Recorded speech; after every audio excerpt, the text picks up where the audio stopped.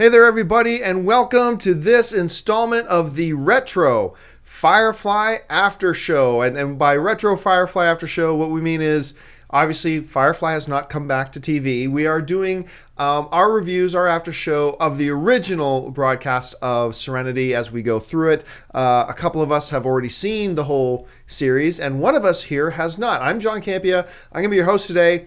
And first of all, joining me sitting to my right is the one of us who has never seen Serenity, is watching them along with us for the very first time, is Kaori. Kaori, how you doing? I'm great, and I love going on this ride, so I'm very excited. Just finished episode 3. And sitting right beside her, somebody who has seen all the Fireflies and is watching them again, is Anne. Hey, everybody. So we are now on episode number 3. So we've seen the pilot, then we saw episode number 2. We've now seen episode number 3. And what was the name of this episode? Does anybody remember? I just call it episode 3. I will look it up. She will look it up, and I will continue to refer to it as episode number 3. And of course, this is the one where they find the passenger converted cargo ship that was transporting the families to the outer planets. That was obviously, that we learned throughout the thing, was hit by Reavers. So as is our tradition, we're going to start off by talking about the things we liked about the episode. Then we're going to talk about some of the things we thought could have been better about the episode. And then we will end it off by taking some questions from the chat board. And if you ever want to send questions to us, my phone's ringing off in the background if you can hear it. Don't worry about it. He's very popular. You can tweet questions to us anytime by using the hashtag Firefly After Show. So put hashtag Firefly After Show and ask any question, and we can ask your question on our next retro after show of Firefly, which will probably happen next week sometime. So, Anne, let's start with you this week. Let's start with you and about the things. Oh, did you find out the name of the episode? Yes, it's called Bushwhacked. Bushwhacked. Oh, that's interesting. Sounds like the name of a 70s porno. Okay, so Anne. Some tag team wrestlers, maybe? Yes. So, Anne, what were some of the things you liked about this episode number 3 of Firefly, known as Bushwhacked? Well, I don't know why it's titled that, but what I do like about the episode is two main things that I caught on to. Was right from the beginning, you see the camaraderie of the crew. It's only episode 3, but everyone's playing around, having a fun game of their version of basketball, and you could see the interaction of all the characters, which kind of trickled on from episode 2, which we saw where they were really starting to form, and now they're really starting to look like a team. Even when they went into the different missions that they had to do, with some of them having to board the other ship, and then, Kaylee having to free them of the Reavers' grasp, and everyone had a role, and everyone played it really well. The other thing I loved about this episode is, of course, the introduction to the Reavers.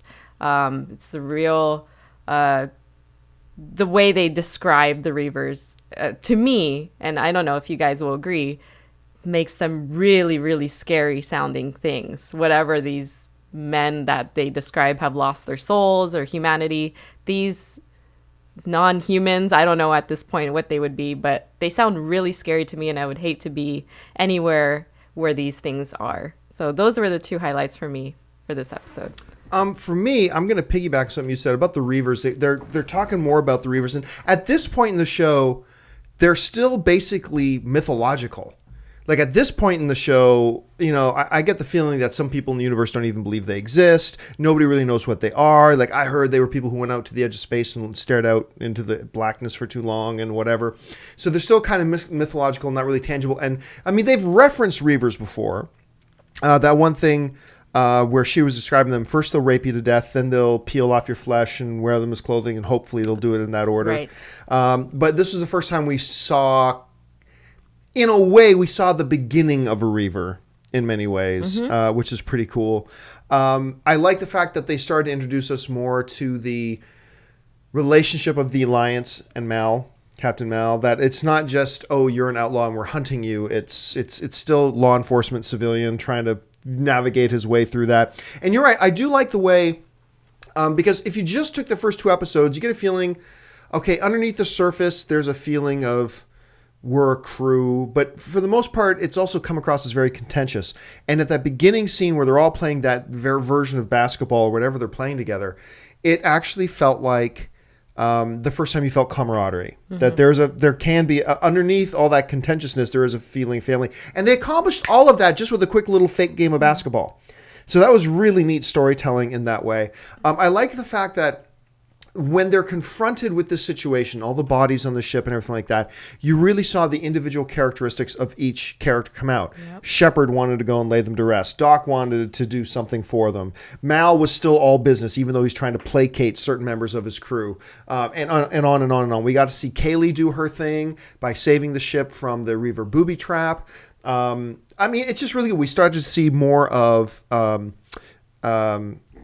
pilot, Wash. Yeah. We started seeing more of Wash's personality again. I love that scene when they're talking to her and she's like, doesn't want to say anything. We're very private people. And then it cuts to Wash. Oh, the legs. Oh my goodness. Have you ever been with a warrior woman? Like, it's such a great contrast in their personalities. So it showed all of that, which is really cool. Just a lot to like about the episode. It was a very slow-paced episode. Right. But it also introduced us to the whole notion, if you didn't know the show yet and you only watched the first 2 episodes, we could think, much like Jane does, that why does the captain have the siblings there? Why are they there? And Jane suspects that it's for an ulterior motive, whatever. But in this one, you realize, no, he is trying to look out for them. He is trying to protect them as best he can. And so they did a lot of that in this 3rd episode. So to me, those are some of the big highlights for me that really stood out. So Kaori, as the person here who hasn't seen this before, what are some of the things that stood out to you? Well, yeah, definitely my highlights were the character development, knowing more that Mal is actually, not just a protector of his ship, but he really cares about each and every individual. Even to the point where he told Jane and the Shepard to go out and say goodbye to the bodies. In the meantime, dealing with something that he was kind of worried that they would freak out if they knew about. And he just really was a really good captain. And you really see that in this episode, how much he loves his ship, how much he loves his crew, and how much he wants to take care of each and every single individual in it. Initially, I thought that this episode might be more focused on Simon. But it really wasn't, actually. Because it does kind of start that way with the game going on and Simon separate. So it kind of gives you the feeling that it's going to be a Simon-centric episode, but it doesn't go that way. And I think it's really important that this episode shows, for Simon at least, probably that, wow, I can actually really trust this captain. Because at first, he thought the captain was going to sell him out. But he hit him. He protected him and his sister. I'm still very curious about the motives and what's going on with River, because she knows everything. Like, she predicts things or she senses things. It's when we start talking about River that I wish I could tell you about stuff that's going to happen in the show. It's really when we start talking about River that I want to talk about the future of the show. But the episode does give you the impression that there's like a paranormal or something, right? Because she says something about ghosts and she's screaming all the time. Yeah, whenever the guy who's in sync with, she senses something. When the guy who's turning into the Reaver, whenever something happens with him, she reacts. Yeah. So you're getting that foreshadowing that she has some kind of connection. The Reavers were reminding me of Harry Potter's Dementors, kind of. Like, that's the kind of nuance and phantom-y feeling I got from them. But they were actually very frightening. I was kind of scared, and the tentacle thing, and how I was worried that Kaylee was going to get hurt when she went out there and tried to set them loose. So overall, great episode. Doug Savant, I think that's how you say his name. I love that actor for some reason, ever since Melrose Place. The guy who played the Alliance captain. Yeah, and that also showed, like, Captain Mal's fear with the Alliance. He's very stoic and strong, but he still has a fear with the Alliance, and that I'm curious to see if there's going to be more of that, which probably will. And that actor was more of who, I know in the last episode, I said one of my negatives was that our first real shot of the Alliance is this kind of guy who looks like he hasn't taken care of himself. Yeah. I'm the Alliance. This time with that actor, that's who I expect to see in that position, is this guy of that kind of stature, and He had straw jawline. He just looked like more intimidating than the previous Alliance guy that we saw. I also want to add that, again, I'm so curious also between Mal and the companion's relationship. Inara's relationship. Because she seems, I guess, at a higher level than him in some ways, but at the same time, I don't know, she has this power, she wields this power over him, and you only see them together for one quick snippet in this whole entire episode, but it was so powerful for me.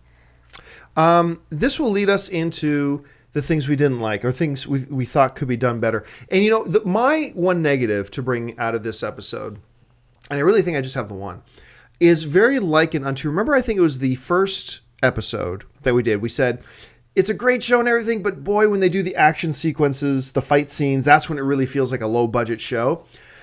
For me, what really jumped out was when you're on Serenity, the ship has so much personality. It has nooks and crannies and character everywhere you go. It's so detailed and rich and blah, blah, blah. And when you go on board the Alliance ship, suddenly it feels like a low-budget sci-fi thing. Just the big white, bright walls and blah. It's like, really? So Serenity has all this personality, and then they go into that ship, and it's just... And their uniforms remind me of the Spaceballs. Remind me of Yes. Spaceballs so much. I expected Dark Helmet to come out at any time and do something. But really, aside from that, I really like this episode. But it's funny, too, because...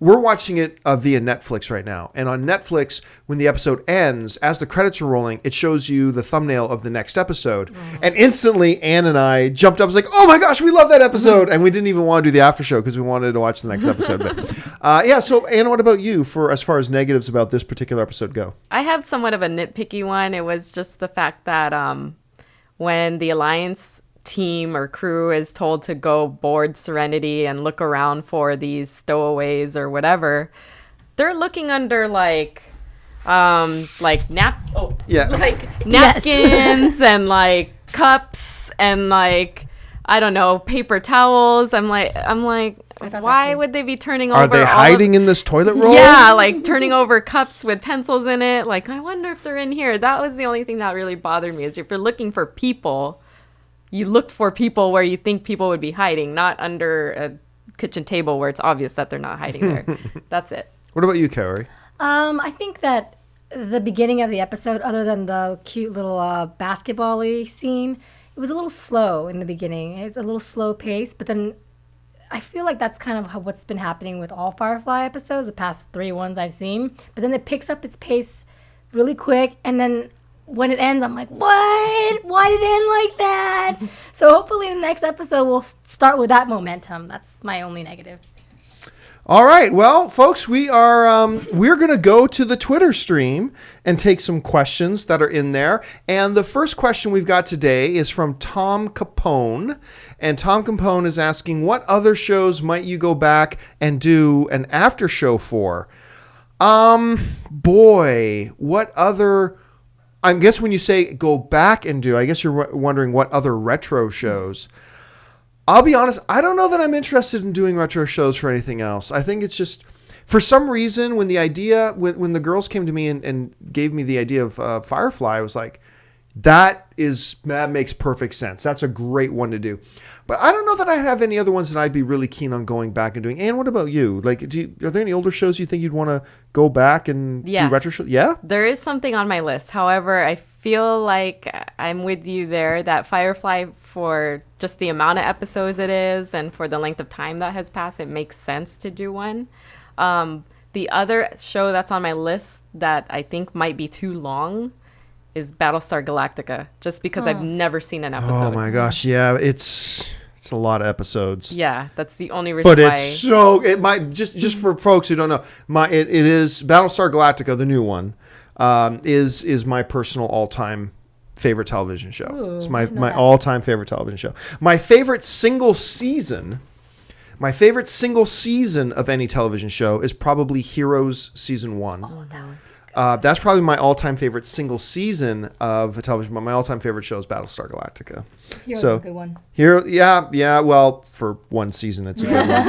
What about Carrie? If you had to pick an older show that you'd go back and do a retro show of, what would it be? That's so tough. I keep thinking retro movies. Yes, a lot, but I really can't think of anything that I would really want to. You know what we should do? Invest Well, in. this was your idea, Yeah. so Let's Firefly. start doing retro after shows of The Simpsons. That would take forever. 20 plus years, Doctor 20 plus Who. seasons. Doctor Who. We're going to do Doctor Who starting at season 1. Yeah. We'll be right. done in about 20 years with that one. All right, let's go on to the next question. The next question comes to us from Alex Chartrand.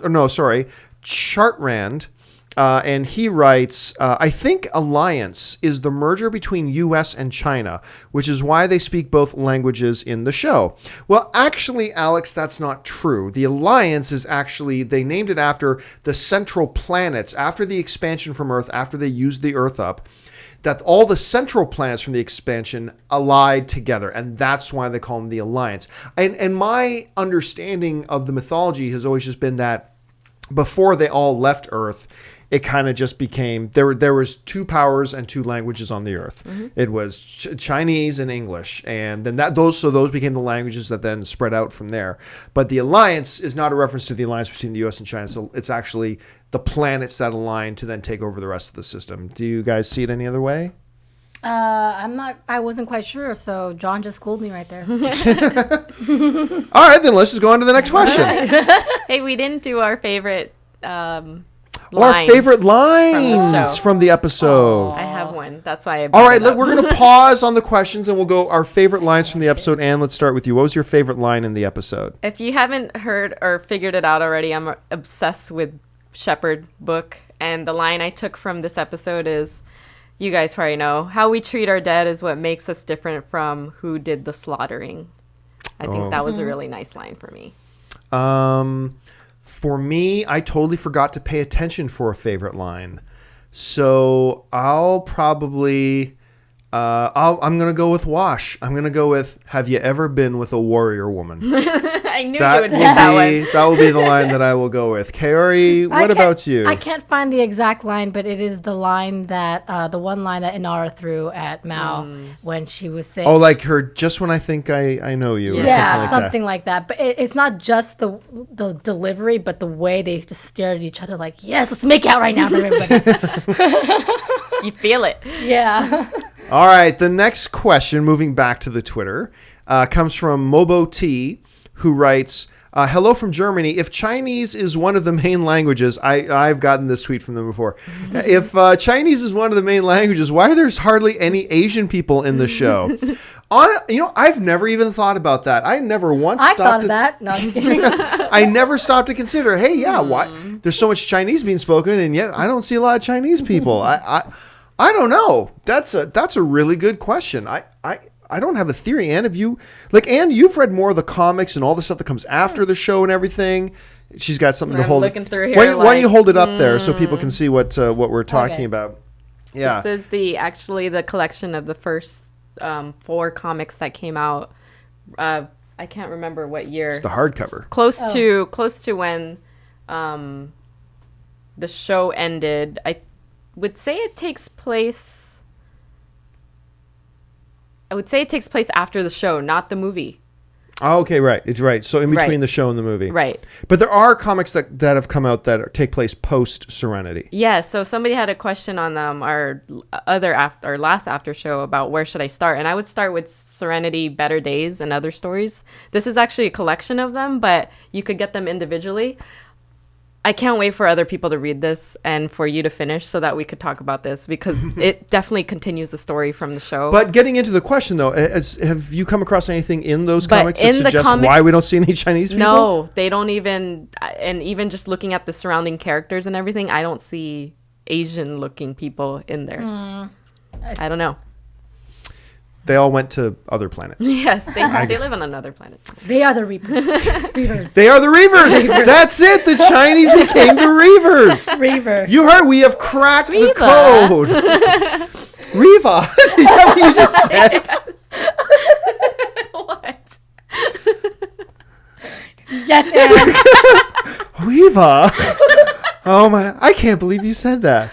I'm Asian. Yeah, I know. You're allowed, I guess. Okay, so let's go on to the next question. I'm Chinese. I'm excused. Well, actually, Lee Radke was asked, but you've already kind of answered. It says, Anne, I've not read any of the Serenity comic books. Do you have any suggestions where to start? But you've already kind of answered that. Yes, Better Days.